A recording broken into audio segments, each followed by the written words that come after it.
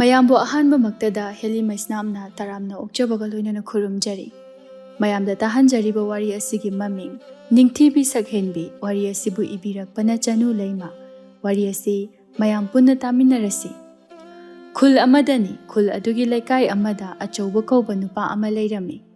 Mahaki nupi Ningthibi masak matauda mipum khudingmakpu sumba haibini. Makhoi anigi macha nupi Sakhenbi su mamagumna sakta chuda mama mali haiduna lekaina sonaribani. Achauba magi nupigi masak matawadu ubada magi nupina haiba wa khudingmak ilami. Achaubaga Ningthibiga chahi su yamna khetnarami.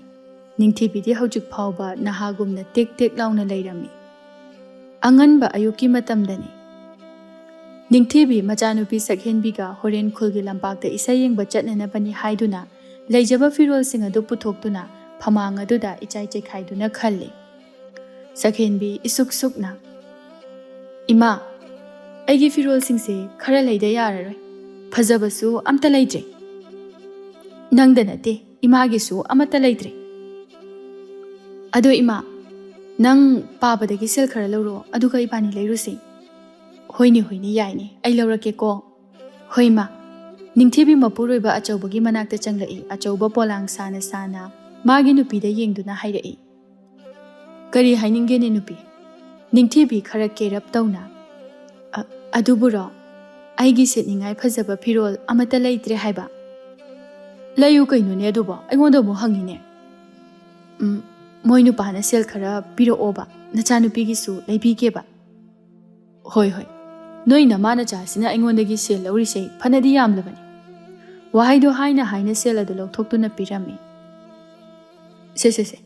Sel se likna sizinau ko. Hoi ba. Aikoi ni hina khangi. Khangni yamna. Ningthibi su sel adu phangladuna macha nupigi manakta changlai. Sakhenbi mama changlakpa ubada hairei. Ima laura abo sel. Laure e. Is akhoi baba se yam phai ko. Ima na hairi khaisu adum yai. Ningthibi nokphetka tawna. Madudane noi baba se ariba sida aina leira ise. Madu natrabadine leibibagi wanate. Ima suba. Kanade horen chatpa thenkinabani. Ima chak thongthokige ko. Hoi ma. Ningthibi su wakhal yamna nungaina chak ising thonglami. Achauba makhut masa hamdoktuna chak sangda changai. Nupi chak pu loirabrane. Loire ngahakta ngayo kuiraroi. Hoi aisu chak lambana loirabani. Ningthibi su chak ising adu yamna thuna loisilaba matungda mapuroibagi saruk adu thidoktuna thamlami. Achauba su ngasai khai thabaka tawrubagi wabaga kaiga kitkit namduna charami. Ningthibi mapuroibagi khucha aduda hanglai. Nupa insangdubu kayam haurage. Hawini hinga sidi yamna. Nahan khaidi hautro. Machin khitak pomlak tongna hanglakpani. Achauba noklaga nangna thongbadi adum hawida. Nahawai nangna lakpa kuidrikanda chak insang thongini na thum yak morok khangsa saba adu phawbada adum haw nangna bu thongadi. Ningthibi harauna. Hoine chaka do numit amana chingchang numit amana kharapet as phanadi soikhibani. Adubu moinu padi adum hawe haina chai. Khangde da nupi aidi nangna bu thongadi yauda hawi. Wahai adu hairamduna chak chakhomadu hukladuna charami. Ningthibi su phamlaga mahaki nupana charibadu yengduna leirami. Tanja aduda Sakhenbi chak sangda changlai. Ima chak loirabo. Loire. Napa loiraga ibani su chananaba tawrasi. Hoi ima. Achauba su chak toklaga haugatuna thokhirami. Mapuroiba hek thokhibaga mama macha anidu su chak thokminarami. Asumna matam su khara khajik thengjilakpana mama macha anidu haunaduna kaithelda firol leba chatlami. Makhoi anina lambida chatpada mama macha anibu yengdaba yauramde makhoi anibu hanadagi khangba mau amana hairai maga lepminariba nupiduda onsinduna. Sakhiya makhoi mama macha ani se phajadra masaktagi mataudagi chap hek manajadra. Hoine manene aduni nahawai Ningthibi na laisa pungkak pharakpada mabu tanaba nupa mayamsina amuk toiba. Aina hojik lairiba nupa sisu yauramnibani mabu tanaba. Aiso dumna tai mase aikhoidagi khara angang mali.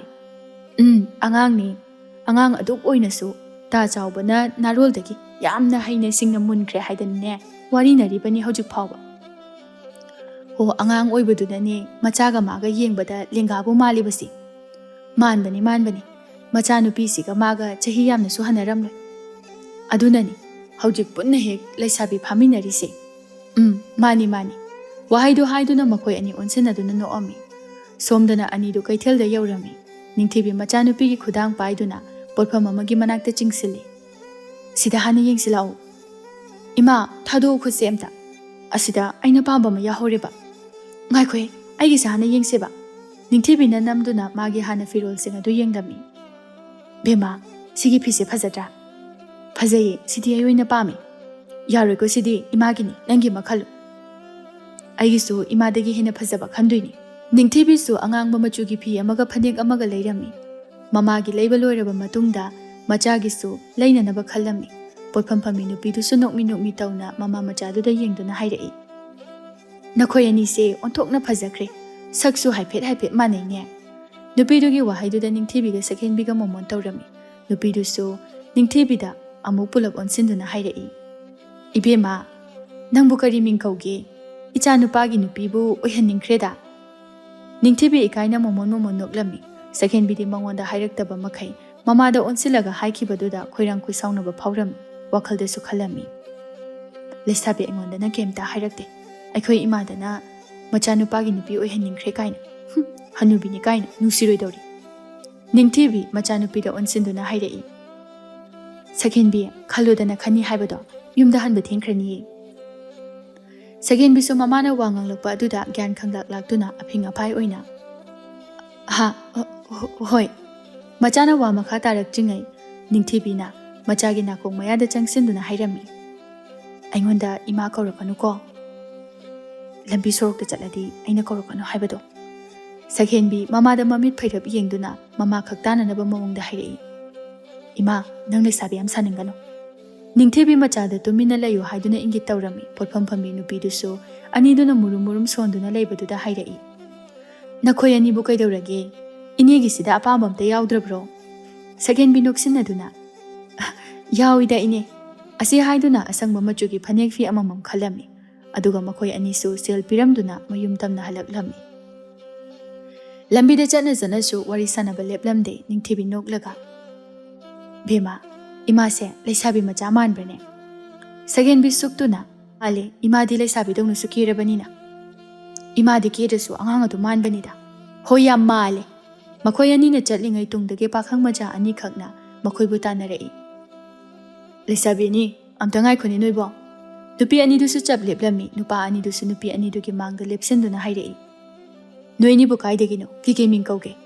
ꯅꯤꯡꯊꯤꯕꯤ ꯅꯣꯛꯃꯤ ꯅꯣꯛꯃꯤ ꯇꯧꯅ ꯁꯤꯗꯒꯤ ꯏꯂꯥꯞ ꯂꯥꯞꯇꯅ ꯆꯠꯂꯒ ꯌꯨꯝ ꯌꯧꯔꯤ꯫ ꯃꯤꯡꯕꯨꯗꯤ ꯅꯤꯡꯊꯤꯕꯤ ꯀꯧꯏ ꯃꯥꯒꯤꯅ ꯁꯛꯍꯦꯟꯕꯤ꯫ ꯃꯨꯈꯥꯏ ꯅꯣꯛꯃꯤ ꯅꯣꯛꯃꯤ ꯃꯤꯡꯁꯨ ꯁꯛꯁꯨ ꯌꯥꯝ ꯆꯥꯅꯩ꯫ ꯈꯥꯕꯁꯨ ꯌꯥꯎꯁꯤꯜꯂꯛꯏ꯫ ꯅꯤꯡꯊꯤꯕꯤ ꯅꯪꯁꯦ ꯌꯥꯝ ꯐꯖꯩ꯫ ꯃꯨꯈꯥꯏ ꯈꯥꯕꯒꯤ ꯅꯥꯀꯣꯡ ꯃꯌꯥꯗ ꯃꯨꯔꯨꯝ ꯃꯨꯔꯨꯝ ꯁꯣꯜꯂꯝꯃꯤ꯫ ꯏꯇꯥꯎ ꯑꯁꯤꯗꯤ ꯑꯩꯒꯤꯅꯤꯀꯣ꯫ ꯈꯥꯕꯁꯨ ꯄꯩꯔꯞ ꯃꯨꯈꯥꯏꯗ ꯌꯦꯡꯗꯨꯅ ꯇꯨꯃꯤꯟꯅ ꯍꯥꯏꯔꯝꯃꯤ꯫ ꯌꯥꯔꯣꯏꯍꯦ ꯅꯪꯒꯤꯗꯤ ꯑꯃꯁꯤ ꯑꯣꯏꯌꯨ ꯃꯁꯛꯁꯨ ꯀꯩꯁꯨ ꯊꯤꯗꯦ꯫ ꯃꯈꯣꯏ ꯑꯅꯤꯅ ꯇꯨꯃꯤꯟꯅ ꯁꯥꯟꯅꯔꯤꯕ ꯋꯥꯔꯤꯗꯨ ꯅꯨꯄꯤ ꯑꯅꯤꯗꯨꯅꯁꯨ ꯂꯣꯏꯅ ꯇꯥꯔꯝꯃꯤ꯫ ꯁꯛꯍꯦꯟꯕꯤꯗꯤ ꯃꯃꯥꯗ ꯁꯥꯎꯅꯤꯡꯅ ꯌꯦꯡꯂꯝꯃꯤ꯫ ꯅꯤꯡꯊꯤꯕꯤꯁꯨ ꯃꯆꯥꯅꯨꯄꯤꯒꯤ ꯃꯤꯠꯌꯦꯡ ꯑꯗꯨ ꯎꯁꯤꯟꯅꯗ ꯁꯥꯗꯨꯅ ꯅꯣꯛꯃꯤ ꯅꯣꯛꯃꯤ ꯇꯧꯗꯨꯅ ꯂꯩꯔꯝꯃꯤ꯫ ꯅꯨꯄꯥ ꯑꯅꯤꯗꯨꯁꯨ ꯈꯣꯟ ꯀꯟꯈꯠꯅꯔꯛꯄ ꯍꯧꯔꯛꯏ ꯐꯥꯒꯤ ꯐꯥꯒꯤꯗꯒꯤ꯫ ꯃꯨꯈꯥꯏ ꯁꯥꯎꯅ ꯑꯩꯅ ꯍꯥꯟꯅ ꯍꯥꯏꯕ ꯅꯠꯇ꯭ꯔꯣ?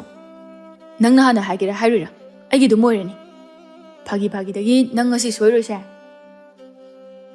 ꯈꯥꯕ ꯃꯨꯈꯥꯏꯒꯤ ꯊꯕꯥꯛ ꯑꯗꯨꯗ ꯏꯟꯗꯨꯅ ꯅꯪꯅ ꯀꯩꯗꯧ ꯉꯝꯗꯣꯏꯕ ꯑꯩꯉꯣꯟꯗ? ꯅꯪ ꯀꯩꯗꯧ ꯉꯝꯗꯣꯏꯅꯣꯕ?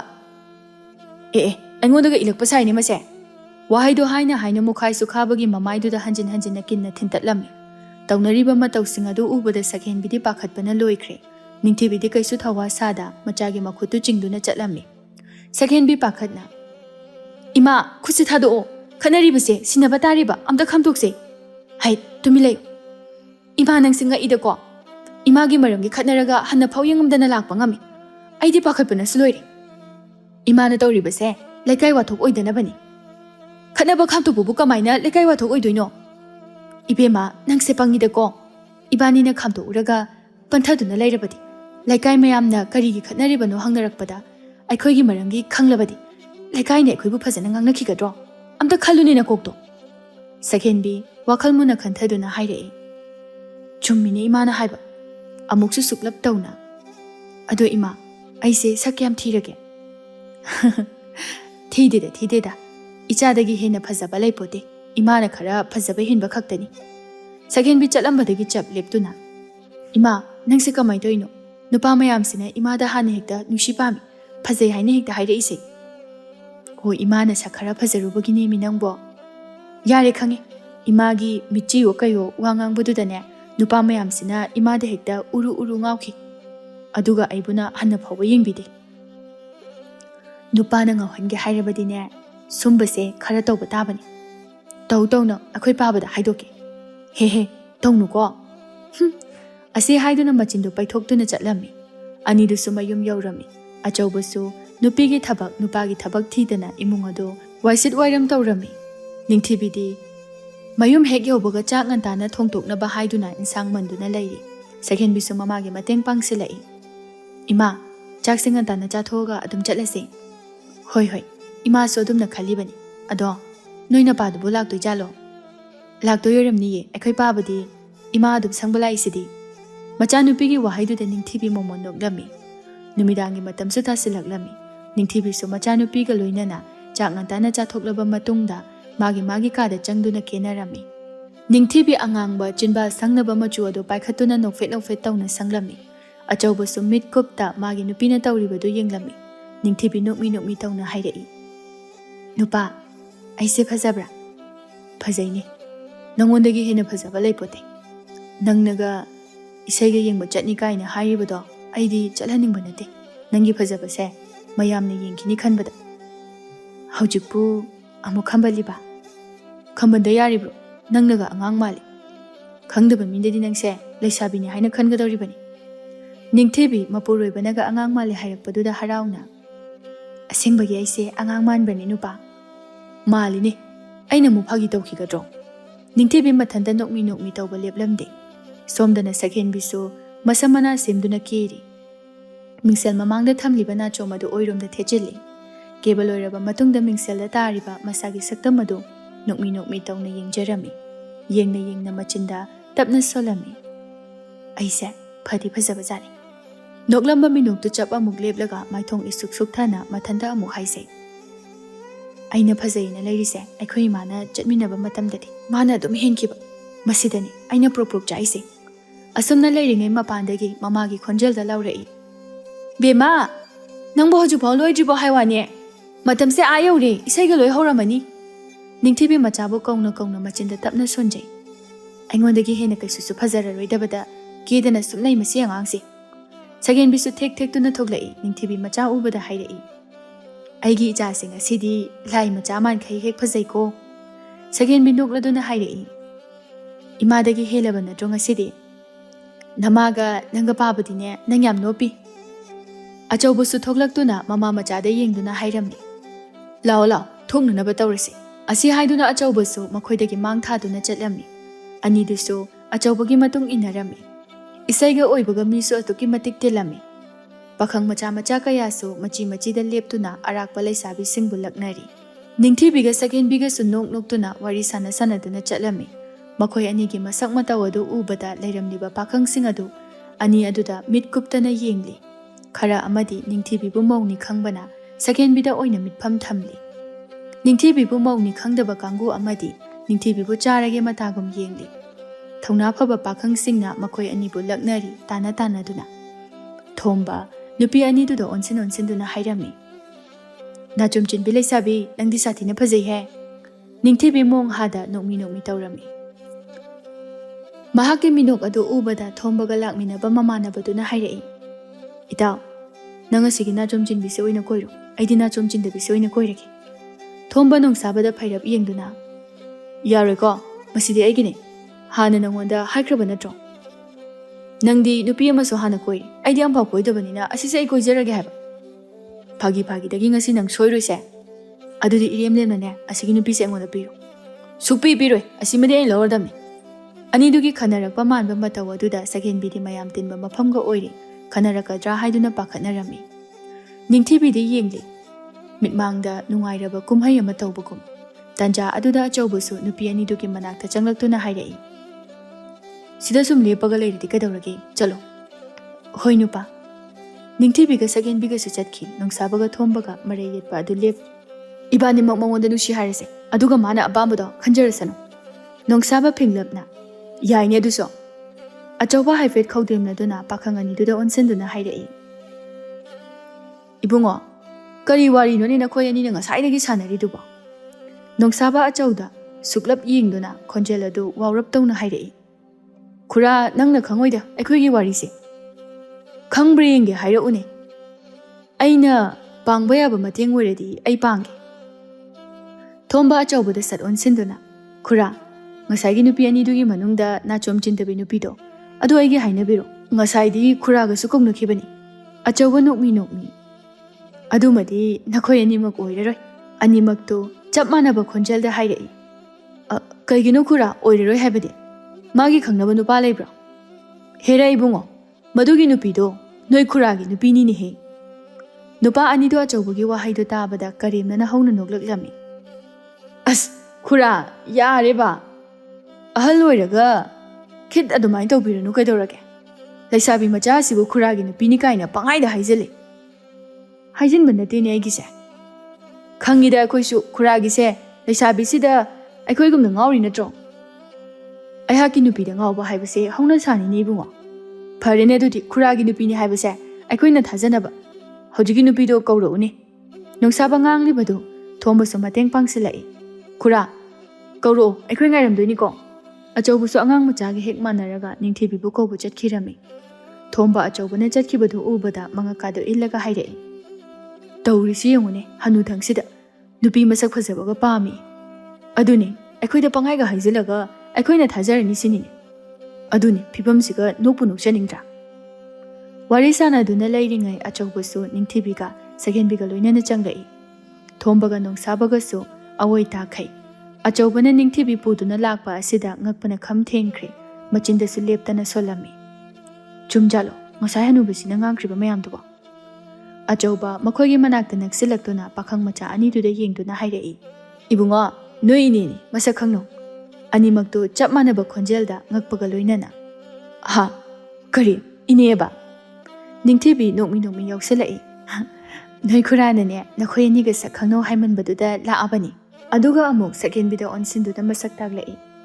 sinane aigi chanupini thombaga nongsabaga du Ningthibida amuk yeng Sakhenbida amuk yeng tawduna leirami achauba nupa anidugi ngakjanaba mataw aduda nupa anidugi manakta nakna changsinduna hairami hojikti thajaraba natro mahakse mapu palabi adusu noi khuragi nupi adunane midyang karan janba yadeko wahaido hairamduna mahaki nupiga machagada onsinduna hairei noyani mang tharo ai tungda inarake Ningthibisu nokmi tawna khomlai hoi nupa asi haiduna macha nupibu mang tha handuna chatkhirami achauba wakhal nungaina nupi anidugi tung ina khirami thombaga nongsabaga di tawriba singadu mitkupa kawba makhai yengli nungsaba machinda su tablap solami macha nupigum labe sibo magi nupi thombasu chapmana na solai hanubasigi nupi oiramaba aina ngaururisiga anido amu amana amada yengnaduna hairami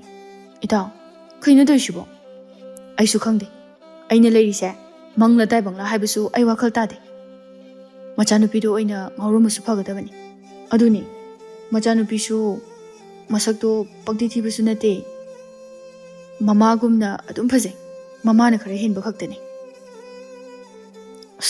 ai yam chaida hojik khaktada asi haiduna thombadu makok paiduna famthakirami nongsabasu peri tawna leptuna machinda taxi sonjaba natana upai leiramde somdana isai yenglibani haiduna tawribadu achaubadi magi nupi senabada awaba haibadu oirami achauba magi nupida miyamna yenglibadu ubada masa adu phamduna leiba ngamlaktre Ningthibidi maithong maka lamna raga amadai sayadu yengli amuk so nokfet ka tawrami magi minok asidani mayamna mabu mitkupkani kawbu makhai yengnaba Sakhenbidi mamadana hena miyamna midyengfam oiba aduda heli masadu prok chakjaba mabukningda su khandaba nate aisibu kayam thirabage haiduna tanja aduda achaubasu Ningthibida onsinduna hairami nupi lao yumda halasi Kainoda nupa, isaise asuk yamna nungai khalaisida. Isaise kona chamarak yengabasu yai, lao halasi. Nupa, aidi isai loidrikai yumdaga amta hanba ngamkhiroi. Laoda nang, aina khudang paiduna jingjingaida yam thuna lao. Ningthibi upai laita achawbada mamit pairap yengduna tapna haugalai. Isai yengpham japhamga amte he khangde. Achawba machanupida amuk laisilaktuna. Sakhenbi, yumda halasi lao thengi. Matamse ayokre. Sakhenbi su kharaga itantana leirambaga mapana nganglibadu khumbagi mahutta tapna haugalai. Achawba su nupi anidubu hana mang thanghanduna mahakna tungda tapna inarami. Asum lakpada mayum yauraduna magi kada changnarami. Numit adusu haujinkiba khanghaude. Mathangi numitni. Ningthibi insang manna machinda isaisu ngahau nganglami. Mamagi nakal oirapna Sakhenbi su leirami. Sakhenbi mamagi isai aduda ngarang khara sauningwagi maninga handaba oibaga hekta mamada onsinduna hairai. Ima, nangi isaidu lepo taningdre. Haima, bema namaigi isaisina ichada kaidaurage. Nokmi karemnaba manba khontoktani haireklibadu Sakhenbi su adu makhumlai. Imagi isaise tabadane nakung itadori. Taningdragana hek tarunu. Imagi na kholaduda kamaina taruidoino. Khara phazarabadi phai adusu nate. Hangoinu khongba hek maladana. Aigi hangoinu khongba manba khonjel asidane pakhang macha dagi hauraga hanu hanthi mayam phawba aingonda ngaunaribase. Sakhenbi machina du suktoklaga. Yam ngaunari. Imagi lai kola haiba wangang aduda. Ibema nangse nasak phazarabasu nama ai laudini. Nama ai lauradi nupana uru tanarakani. Ai imagam ta laujaningde. Asi haiduna phamlambadagi haugatuna thokhirami. Ningthibi su machagi mawong aduda thawai tana nokhauri. Numthulgi matamni. Sakhenbi gi mamanabi takhelai su Sakhenbi ga punna laiminari. Takhelai yamna ngai ngamdana hairai. Sakhenbi yam thuna loisalo haiba. Thengi matamse. Hoi he, nangna ma. Ahanba unaba numisida thengadi phazarani. Sakhenbi nokmi tawna khumlai. Ahanba sida khara kuina khara yamna ngai hense. Makhoi anina ngangnari ngai tanja aduda Ningthibi su phut phawjalaktuna hairai. Nakhoi anina chatoido aisu khara yauge. Ima, tallibo nangse yamna. Hai, nangna khangoi. Iya nupasingdo gyan tabra masak phazabra yingthokpana phatro. Kona yengo yengningaga he. Asi haiduna Sakhenbi su sauraptona thoki takhelai so Sakhenbi gi matung inaki. Sakhenbi ga takhelai ga so nupa anina leiriba mafam aduda laklami. Somda nupa anidu su wari sanari koro isuk suktuna. Hoju phau lakteni. Akhoina ngaraklibase phanari kuirabani. Aduni kaidolai no khangdi. Ngangnari ngai talak aduda Sakhenbi ga takhelai ga so nupa anidu gi manakta changsilai. Changsin na takhelai na hairami. Lakjare mahendu takhelai da yengduna. Kaidora lege ba ngasaidagi. Yada tawbani pak tholakpa. Nupa ni kaina isaw yam langi hainade. Hainaroi nangdi nasak taduga. Aigi saksina nangonda kaidorage. Nasaktu thimale haiba. Athibi ise kaidobagi koigi hairaino. Sum aikhoi korau wa makha tarake tawbaga korona satlauna mahenda onsenduna hairai. Yar henang musu tumilero. Nupiga khithek mane. Mahen korauda mamit phaina yengdami. Korau mahen gi mityeng aduda usinadana Sakhenbi da onsinduna hairami. Sakhenbi lao. Aikhoi ani aswaida wari sarurasi. Sakhenbi su ikai na hairai. Hoita korau. Sakhenbi ga korau ga su wari sana duna chatkirami. Takhelai ga mahen ga su paithok tuna lairi. Asumna nongma gi su haukibana thabum ahum mari haujinkiba khanghaude. Sakhenbi ga korau ga su yamna nusina jarami. Mahen ga takhelai ga di ikoi dana kainarami. Nongma nungthilama Sakhenbi mingsal mamang aduda makikana semli. Nakandana takhelai su machinadu porok solami. Ai talle haibani Sakhenbi. Kaigi talliba. Madugi mahen haiba nupado ayam yengningde haiba. Toknaraga loikrabadudi. Adu orasu talle. Sakhenbi takhelai na nganglibadu khumlamda haugatuna firol sechilami. Tanja aduda tan kaibi Ningthibi su changai. Takhelai, noi ni bukai chatoino. Ima, aikhoi Sakhenbi gi nupa unarukhige. Ningthibi nokfet tawraga. Noi nupa unabado ima su yaugedana. Ima, yam taning de ko. Nachanupi gi nupa unababu mama yaunabra. Hai, makoina khangadabu sunate. Nangna da hairunu, aise namani haidana. Takhelai su yausalai. Hoide ima, ngasidi aikhoi punna hekta chalurasi. Aduni dana icha takhelai dani. Adudi imalo sulukhige ko. Hoi ima, Ningthibi su harau harau thokirami. Sakhenbi di sauna takhelai da onsenduna hairami. Kaidobagi hairunu yaw haiduna. Imana kuirabani yawge hairaise ngasidi nungaitri yaholasiba. Sakhenbi di mama yawni khanba aduda humang kangle. Takhelai su Sakhenbi gi matawadu khangbana hairai. Ta korona nangbu thamoi singna nushirabadi kem tawrui pakhatkanu. Sakhenbi kaisu khomde ikui kuida Ningthibi su thoglai. Sakhenbi ga takhelai gadi mama ubada mit khukani haiba kaukre. Sakhenbi di mama da yengduna hairai. Ima, unaba chatoise. Aigi nupa nate. Ima su khangi kaidawragi lao thengi chatlasi. Asi haiduna mana mang thangduna chatki. Takhelai ga Sakhenbi ga su mama gi matung inarami. Somda su korau ga mahen ga do makhoi bungaiduna lairi. Mahen na isuk suk na hairi. Korau, aidi yam tandurida madugi takhelai haibi chingan bidu uni khanbada. Yare nang musu. Nang budi harau ni sakpajabi Sakhenbi phangbududa. Harau drade. Ngasi phawbada mangondagi hena phasabi aigi misida utri. Talak aduda Sakhenbi hoisu nupa ani duna lairiba maikai aduda changai. Mahen nupi ahumna makhoigi manakta changlaklibudu ubada mamit mana lauthoktuna yenglami. Machindagi su khanghaudana haidokhi. Wah, kai khupazana asi nupi side. Amu phawsu udri. Aidi ngawraga tari. Mahen gi wahaiduda korausu mahen na yengliba maikai aduda yenglami. Korausu chap mane. Mahen gumna machinda tapna solai. Sakhenbi dagi hena phasabi nupi lairi. Nupi ahum adusu nupa anidugi mamang aduda nokmi leptuna lairami. Mahen nang hauraroi matagum Sakhenbi da onsinduna hairai. Sakhenbi, kanano madi? Imanabi ni. Oh, namanabi se mingkai kauge. Ningthibi kauge. Mahen na wangang bandang jingaida korona hana hairai. Wah, ming susaksu yam phazai. Sakhenbi ngakna korau da yenglami. Takhelai di machinda murum solami. Thinabani haibada chap hekjai. Korau Ningthibi da sat onsinduna. Ningthibi, nangse nasak yam phazai. Sakhenbi korau gi mawongdu da khara saurap tawna. Ta korau, kainu nang toise?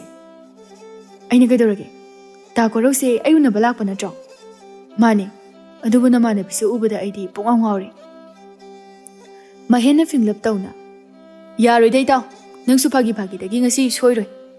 Heray taw, nangi di Sakhenbi lairisidi. Ay Sakhenbi gamta pamdri. Aidi Ningthibi wina pami. Aduna Ningthibi se oina aina koirani. Nangna koiba sukya yaroi, aina koini. Nangna koiba yaroi, aina koiduini. Anidu phagi dagi marai yena aduna khatnarakpa haibadu oirakli. Sakhenbi mapi ira thangna anidu da khanglaw lawrai. Yare to! Korau Sakhenbi da onsinduna khara saurap tawna hairai. Nang kai khange, sida nang yarakano. Sakhenbi mapi tana noglai karemnaba minok amaga loinana hairai. Nakhoi ani na ngaujariba nupi se kanano khangbra noi. Khangi kaino, noi namanabi Ningthibi ni. Adu phawba khangdaba nangna. Kanano adudi, ha? Yam khangadi haironi. Sakhenbi nokrem haigrem nana hairai. Mahakse, aigi imani. Khangjilo ngasidagi. Korau amadi mahen adu ngakna. Kari, nangi ima. Sakhenbi thawa sada mamada onsinduna. Ima, lao halase. Ningthibi su adu magnuk khomnai. Hoi halasi bema. Wahai adu haiduna nupa aniduda onsinduna hairami. Ibunga, aise, Sakhenbi gi mamani ko. Mathangdadi sakmai khara yeng. Maduna chabadi na khoi nupi phangoi ko. Asi haiduna Ningthibi su macha nupi aniduga punna chatkirami. Korau makokta makhuda haptuna makhada git phamtharaga. Kare, Sakhenbi gi mama, loiridena aidi. Amasu kaina, amasu phangauda. Mahen su chap mane machinda tapna solami. Masak phazai na ngawruraga mawwaramaba. Aigi laibak sibu kari laibak no. Somda, nupi ahumadasu chatna wari sanarami. Sakhenbi su chatna hik launa kaplami. Aina sithokane abisi khangabani. Madudane, aina ima yawhaningdese. Takhelai di Sakhenbi da yengduna chahelai.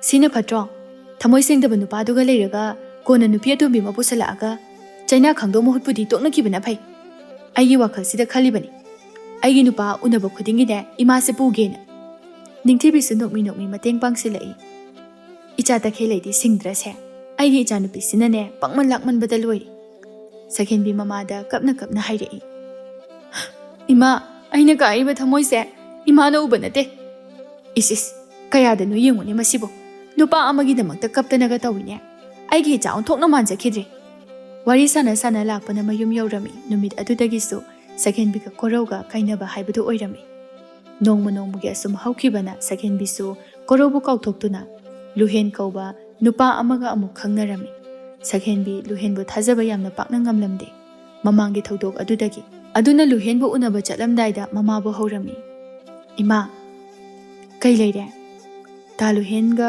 unabamda chapminausi kari numino ne ngasidi aingondaga hore sibo ho aigi handaki nupa sisu imada ngawbre yinge toba Ningthibi nokphet ka tauna aigi icha se kharedi singjaredana adoima chalusi ko hoi chalusi achaubusu tanjadu changlaktuna hairei kadai da muk chatoino Ningthibi ne yamna haine singna khomlei aikhoi bi magi pochai khara lebiruge tawbani aduga ne moinu pagi firol kharaga leiningi achauba magi firol leiningi kaina hairakpaduda nokphet tawna hairei ho leiru ado pangthing nadi halakanu ko hoiba nupa aisu loina khangi asumna haina khibagi matung inna Ningthibi ga Sakhenbi ga so luhen una balak lami luhen sumathanda Sakhenbi bu lakpa ngairi Ningthibi machada tapna hairei bema asile lepi banu pasiro mani ima yai asimadi ne masak matausu changkhona ui